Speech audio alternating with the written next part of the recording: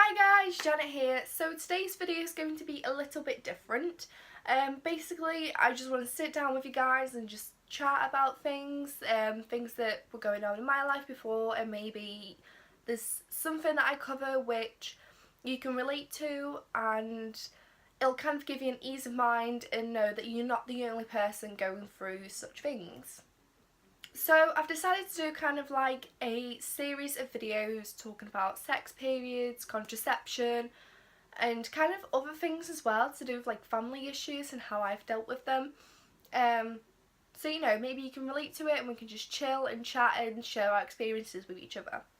So just a quick disclaimer before I start going into the content of this video that I am not a medical student, I'm not a medical professional, I have no idea basically to do with medicine. Kind of the only thing I know about science is photosynthesis is to do with plants, and that's about it, okay? I do not know anything about human body. I'm dumb, okay? So I just kind of know what the doctors told me in the past, and that's that. So don't kill me if I get something wrong.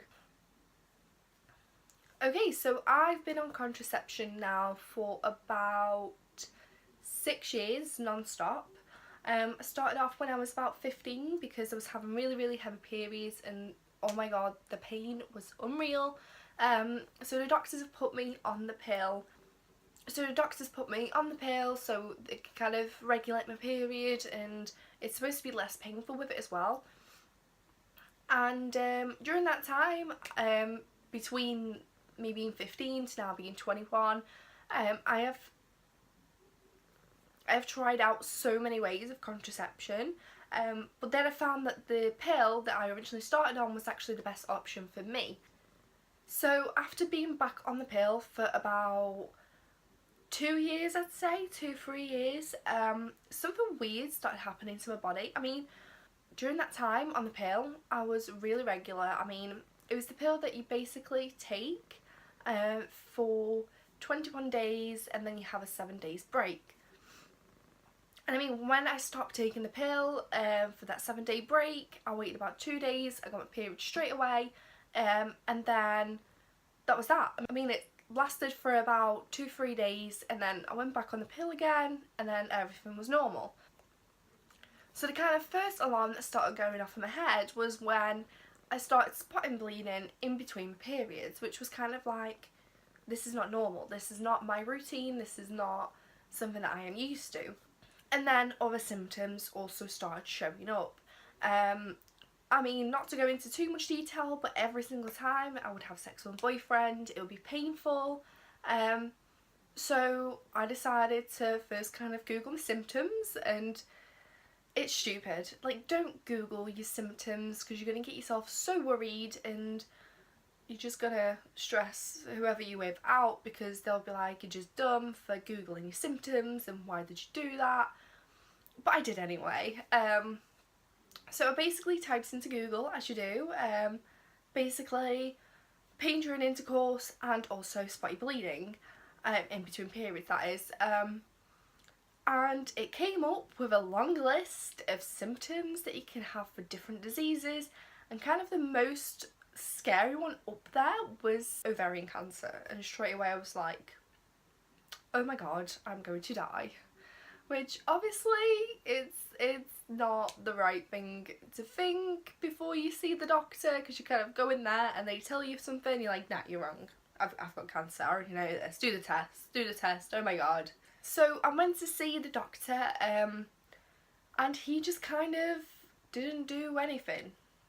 I kind of told him what my symptoms were and what I was worried about, and he was just kind of like, it's normal.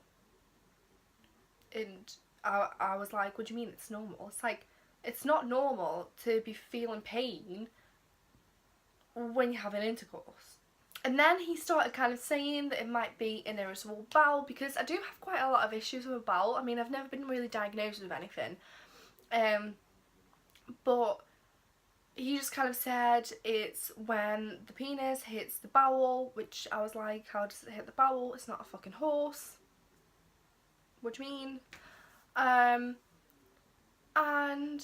he was just kind of like, really disregarding everything that I felt. But I was like, right, that's fine. So continue on a pill, and after about a week, another symptom started showing where I would bleed straight after sex, which I was just kind of like even more worried, and why is this happening? Like, I just didn't know. And for those of you who are wondering why my hand's kind of going like this, is because I have Mrs. Kitty over here, so she's kind of just chilling with me and, you know, just lying there and praying for cuddles. Okay, she's spat all over me, that's good. Okay, so after that symptoms started showing up, I decided to go, hi tail, I decided to go to the doctors once again, and this time I've actually seen a really reasonable doctor, which straight away was like gynecologist, because he said these symptoms are not normal. He said sometimes it can be a really minor thing, and sometimes it can be something serious, but he said until I actually see the gynecologist, like, don't worry, don't stress, he'll do the tests on you, he'll do the scans, he'll do everything. So basically everything that you find out there, he'll be able to kind of give you the treatment for it or whatever it is. Oh, and another funny thing I actually forgot to mention, the first doctor that I saw kind of tried to imply that I've got an STI, which is really impossible, since me and my boyfriend have been together for 5 years. We haven't slept with any other person in between that time. I mean, I very much doubt that he cheated on me, and I definitely haven't cheated on him, so it's just kind of like, what are you implying? So I was kind of pissed off about that fact, because he kind of tried to make me out to be like, I don't know, in a way a slut, a slag, or my boyfriend a cheat, and I was really not okay with that. Okay, so then I went to see the gynecologist, and I was so nervous because, I mean, I'm only 21, so I've never had, you know, a smear test done. I've never really been to the gynecologist because I've never seen an issue, and I mean, there was still no need for me to go. So I was really nervous about what he's going to do, what tests are going to run, and yeah, it was really awkward when I got there, and I was really scared, and it just really wasn't a comfortable experience, I would say. So when I got there, we sat down, he kind of told me to take all my bottoms off and put a little cover over me and lie down. He's done the test, the kind of scan where he puts the thing in you and it's like a probe, and you can see all your uterus and your ovaries and everything else. So he didn't see anything wrong with that. He also done an STI test on me. Okay, so then we sat down and he asked me a few questions, you know, if I'm sexually active, how long I've been with my boyfriend, and whether I'm on any contraception, which I told him I'm on the pill. I think it was like Overet, I think that's what it was called. It was like a pink packaging,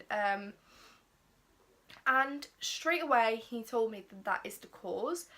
He basically said that I suffer from something called the thin endometrial lining. As far as I'm concerned, I mean, if I look at the definition of it, basically it's the lining of uterus. The lining of uterus is actually called the endometrium, and in order for it to be healthy, it's usually thick. Mine just wasn't. Basically what the pill did, it was the pill combined with estrogen and progesterone. I don't even know how to say it, I can't say that word. Just the P hormone, okay? And he basically said that estrogen usually causes your lining to thin out, as well as the P hormone as well. And for my body, it was just too much. And basically what it did, it thinned out my endometrial lining, which is the lining of the uterus, so much that every single time we were having sex, it would break off. And that's what caused the bleeding, that's what caused the pain.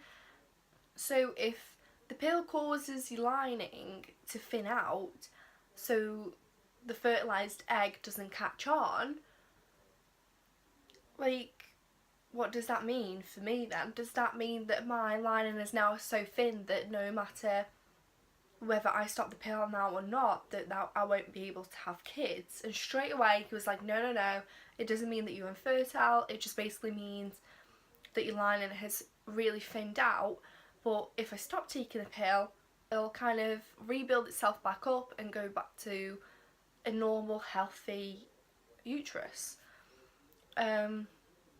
So one of the options that he gave me was to either stop the pill completely or swap onto a different pill, which I was like, right, okay, but what other pill is there? And then it clicked in my mind that the only pill that there is the one that is the P hormone only. Okay, I'm not even going to try and say that word, the P hormone only, which my mum's on the pill. And it actually made her to put on so much weight, and I was so worried that it's going to do the same to me. Thankfully it didn't. Okay guys, so that is it for today's video. I hope you enjoyed it, and if you do suffer from any similar symptoms, please don't Google it. Go and see your doctor as soon as possible and basically moan at them to get you to the gynecologist. Don't let them put any kind of bull crap into you saying that it's something else, it's nothing serious, because it can really turn out to be something serious. In my case it didn't, which I'm really, really glad about, but obviously it can be something serious, and there are many cases of girls getting cancer when they are 16 or younger, and you know, your health is something that you really shouldn't risk and kind of disregard. Just go to a doctor's, make sure it's nothing serious, and just try and stay healthy. Okay, so I shall see you in the next video. If you enjoyed this video, then give it a thumbs up and subscribe for more videos from me. And until next time then, bye guys!